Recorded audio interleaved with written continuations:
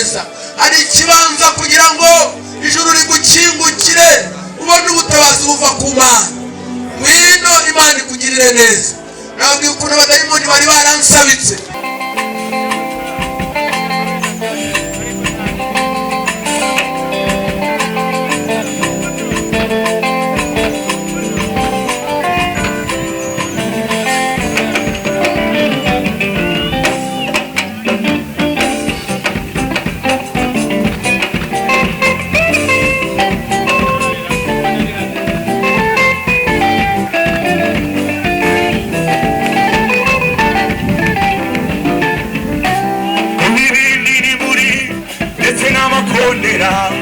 Irukanya abamidiyana Abisiraheli baranesha Umva kunesha kw'Imana oya ntibikora Umva kunesha kw'Imana oya ntirwana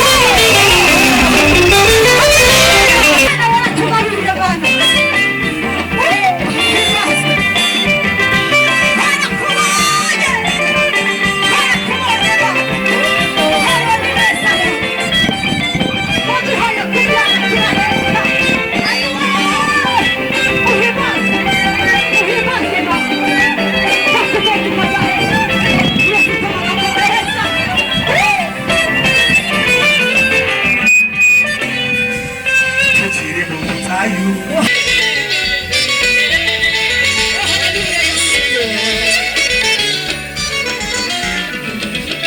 Yesu Kristo ubwanditswe na Yohana. Ye gusoma mu gice cya 5 duhere ku murongo wa 2 hanyuma dusoreze ku murongo wa 9.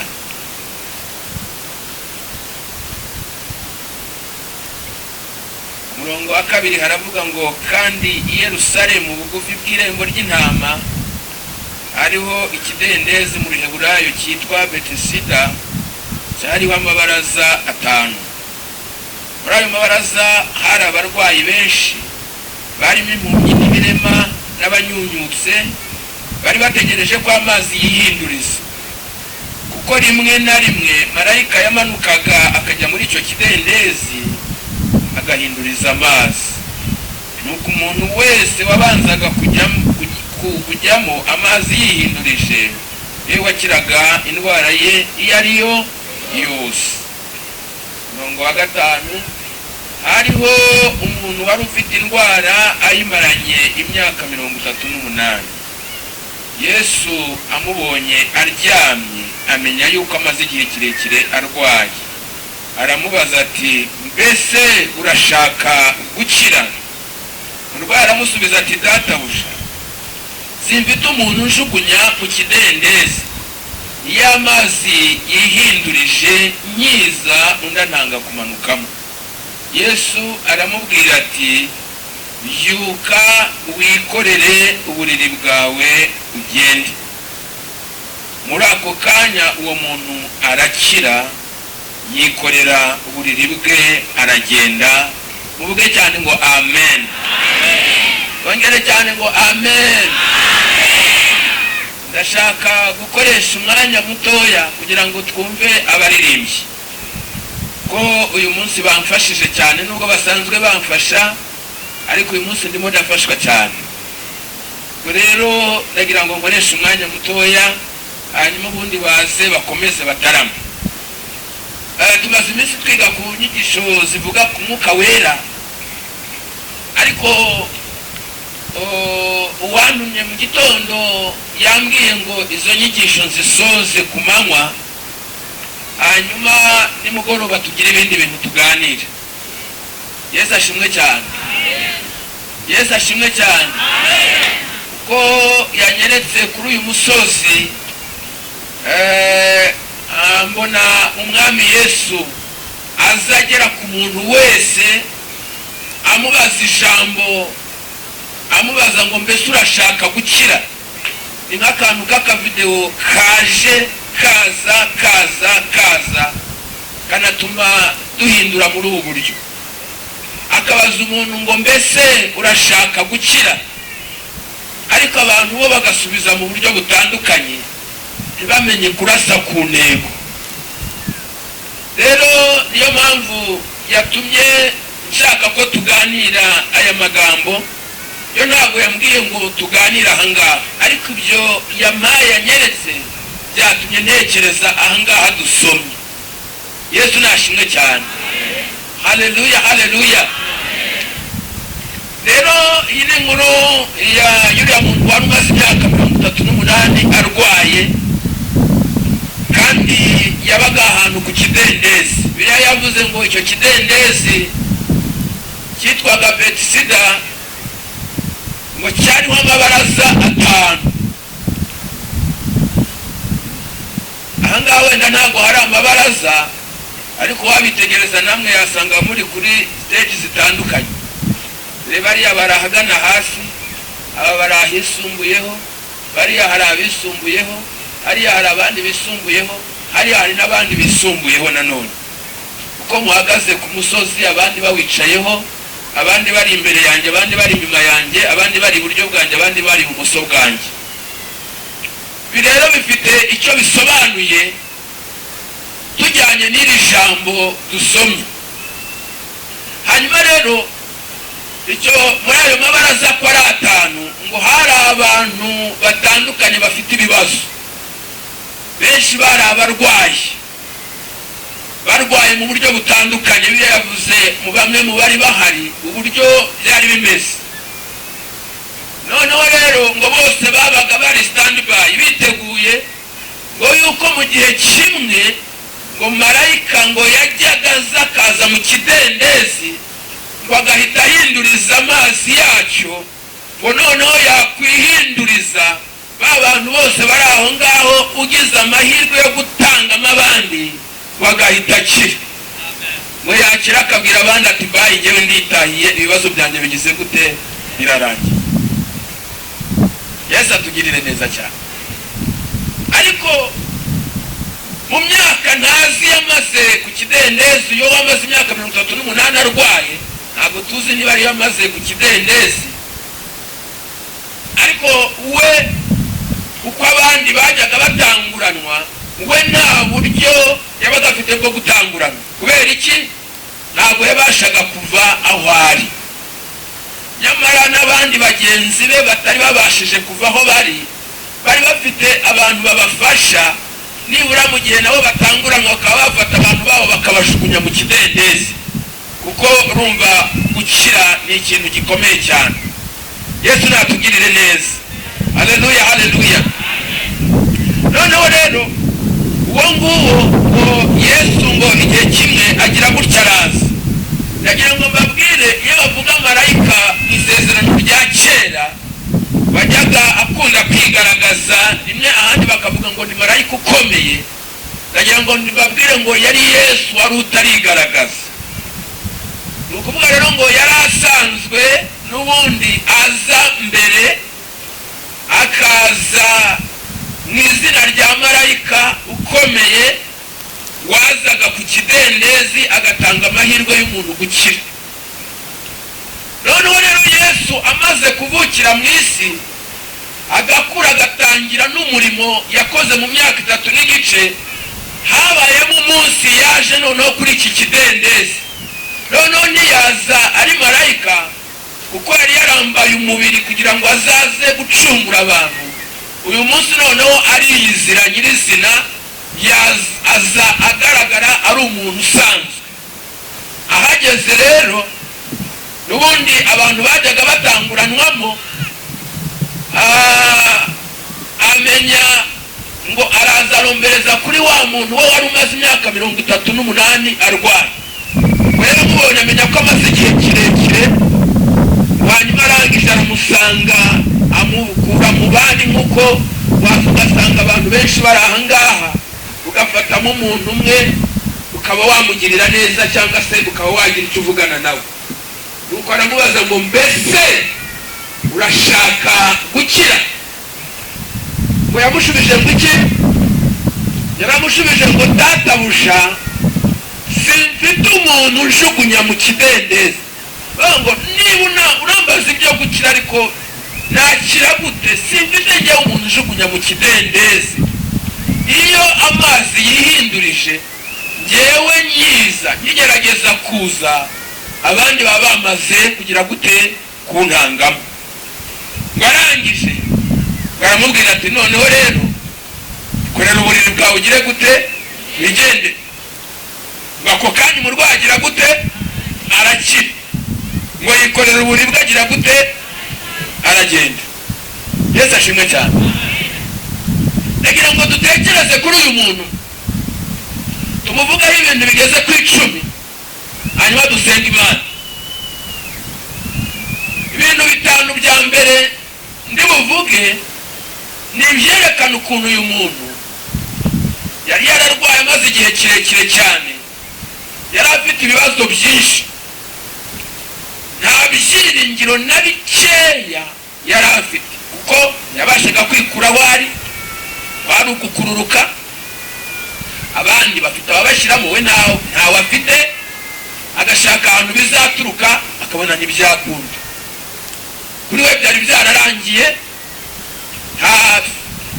nta kintu yari ategereje. Ni iki rero kigaragaza ko nta byiringiro yari afite? Ndashaka kuvuga ibintu 5.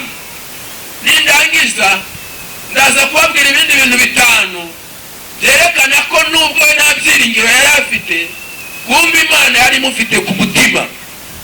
Hari ukuntu Imana iba ifite umuntu ku mutima, ugasanga yiciriyeho iteka, adatekereza ntekereza ko Imana ishobora no kumutekerezaho. Ndashaka kubwira buri muntu wese uri ahangaha, ariko nimvuga umuntu wese ubanza mutari bubimenye.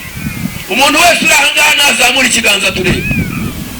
Umuntu wese uri ahangaha uri muri iki giterane n'abari inyuma ya senyenge, ndatekereza ko bari kumwe natwe. Yego, none rero nimvuga umuntu wese wiyumva ko uzamuye ikiganza cyawe, ndashaka kukubwira ko umuntu wese uri ahangaha Imana imutekerezaho. Ndashaka kukubwira ko Imana ikuzi. Uvuge cyane ngo amen. Ndashaka kukubwira ko Imana igufiteho umugambi. Uvuge cyane ngo amen. Kandi umugambi igufiteho ni umugambi mwiza. Ushobora kuba ukiri n'umunyabyaha, ukiri mu byaha, Imana ntabwo ikwanga nubwo yanga ibyo ukora, ariko uzaba inshuti yayo umunsi wabivuyemo. Ni ibiki bitanu rero yerekanaga ko uyu munsi nta byiringiro namba yari afite. Icya mbere, nimusanga ikiganiro yagiranye na Yesu, ibyo yamubajije si byo yamushubije. Yamubajije ngo iki? Yamubajije ngo urashaka gukira? Yamusubije ngo iki? Ngo databuja simfite umuntu njugunya mu kidendezi. Ese ubwo nibyo bamubajije? Nibyo bari bamubajije? Bo barakubaza ngo ese urashaka gukira? Ngo databuja ngiye simfite umuntu njugunya mu kidendezi. Muzi impamvu yashubije ibyo atamubajije? Impamvu yamushubije ibyo atamubajije nuko yashyizemo inshinga yitwa gukira.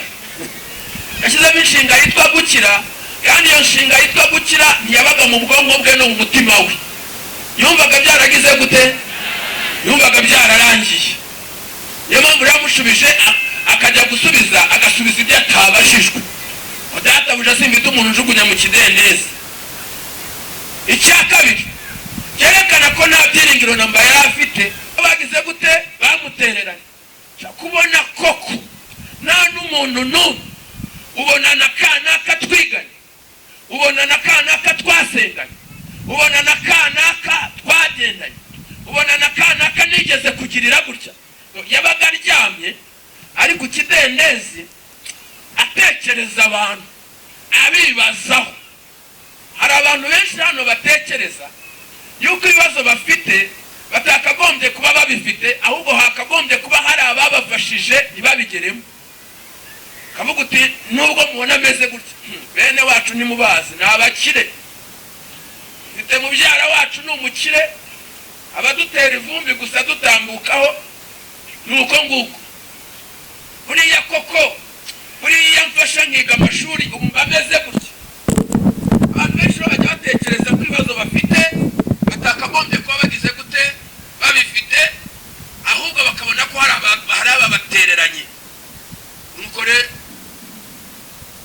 yabaga acira abandi imanza gusa abatekerezaho. Icya gatatu,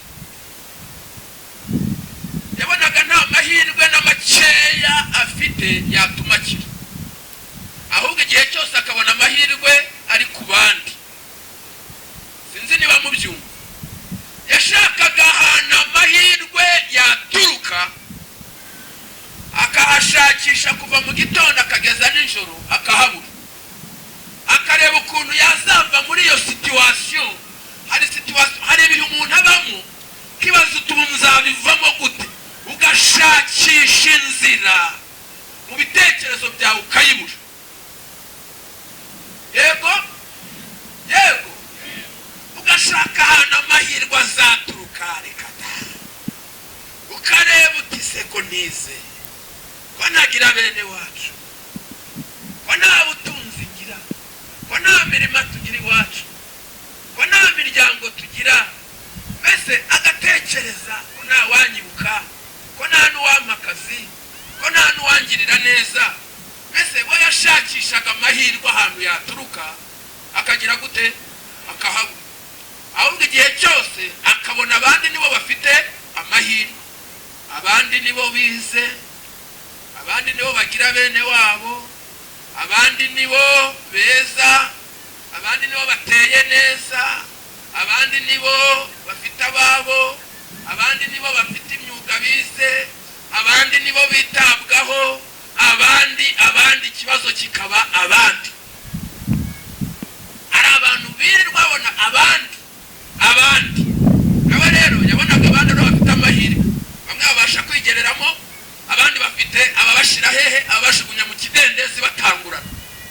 Yesu nashimwe cyane, Yesu nashimwe cyane, Yesu nashimwe cyane. Haleluya, haleluya. Buriya iyo ngeze kuri iri jambo hari igihe ndashaka kuritindaho gakeya. Hari igihe abantu benshi bajya batekereza ko nta mahirwe namba bafite, bagatekereza ko nta kintu na kimwe bibitseho, nyamara Imana yarabahaye byose. Hari agastori kamwe ashaka kubaha, kubera ko n'ubundi ntikabereye inaha, n'umuntu kabayeho cyangwa twagasangiye. Nishaka ndavuga izina rye kuko muri bumumenye, kuko si uw'inaha ngaha. Nari nkiri mutoya, nari mfite nk'imyaka 20 ndabyibuka. Hari umukobwa yari mukuru kuri njyewe, yari mukuru cyane, yitwaga Rufonsina. Nishaka ndabivuga kuko n'ubundi muza ahantu narindi, nta nubwo mwamenya n'uwari we. Icyo nzi cyo nuko atari inaha, ntabwo ari muri Kigali, siniri yaho mvuka n'ahandi hantu. Nono akazajya nyisanzuraho, akambwira ngo ariko Justin, kuko ko ngurandeba ukabona nzabona umugabo, ngoreba ukuntu nteye, ngoreba n'ibi bibere byanje ukuntu bimeze. Nse ko ndeba uri umukobwa mwiza, urumva uzabuzwa n'iki kubona umugabo? Ni ukuri uzamubona ngo yashaka, ko ni ukuri rwose ngo ubu urebe ukuntu bimeze. Ngende ubona uri mwiza cyane, nta kibazo uzagira. Akambwira ngo hoye, kandi bakongera kubonana tuganira, kongera akabimbwira, uri ubu ngubu ubona nzabona umugabo. Ni ukuri njembo uzamubona, kandi uzamubona vuba rwose, kandi Imana izakugirira neza. Yesu ashimwe, Yesu ashimwe cyane. Hari n'abantu bajya bareba bakareba n'imiterere yabo, bakabona bateye nabi, nyamara ntibazi ko ibyo ngibyo bigayaho ariyo mahirwe yabo. Uvuge cyane ngo amen, mwongere cyane ngo amen. Kubera iki? Uzarebe ukuntu abantu duteye, wumva ko avuga ko yari yifitiye amabere manini, kandi ashaka kubabwira ko mu gihe gitoya cyane yashatse, anashaka neza. Yesu nashimwe cyane. Uyu munsi wa none yaranakijijwe, ashima Imana, aho ari yarakijijwe. Yesu nashimwe cyane, akora umurimo w'Imana. Icyo gihe ntabwo yarakijijwe. Noneho rero urabona ukuntu abantu duteye, tujya kenshi tugaya n'ibyo tudakwiriye kugaya. Iyo umuntu afite amabere manini, mubabarire, hari igihe agira gutya agashakisha ukuntu yagira gutya agahita ibitugu, kugira ngo arebe ko nibura byagabanyuka. Nyamara abafite dutoya cyane nabo bakagira gutya kugira ngo barebe ukuntu barega nibura tuboneke. Muraseka ariko niko kuri. Yesu atugirire neza, Yesu ashimwe cyane. Uzareba abantu bagufi cyane, hari ukuntu bashakisha inkweto ndende kugira ngo barebe ko bakwigiresha, ndetse rimwe na rimwe bakagira ibibazo by'imitsi kubera ko badashaka kwerekana uko baresha. Amara wajya kubona ukabona barebare nabo bahese ibitugu, bagerageza kugabanya uburebure bwabo.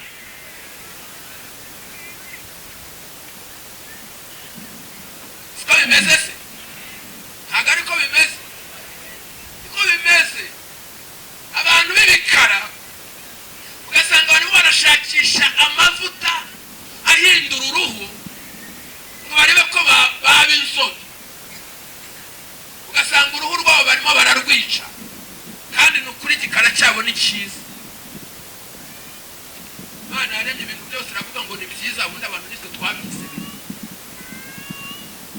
Ab'inzobe nabo ugasanga nabo barimo barashakisha ukundi kuntu babigenza.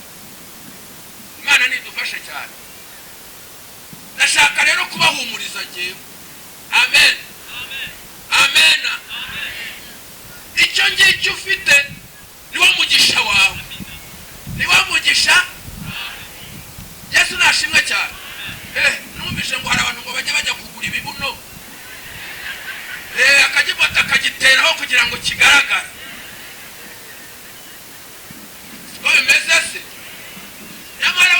yabigera iriya nabo akagerageza kubigarura, bakarwana no kubigarura ngo barebe ko byagabanyuka.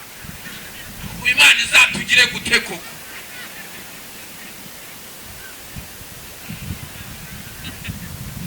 Ariko njyewe ndashaka kukubwira ngo icyo ufite niwo mugisha wawe. Buri muntu wese afite uwamukunda, sibyo ra? Hano nabonye harimo abasore benshi. Umusore kenshi agenda arambagiza, yatambutse arahita agakubitaho akajisho.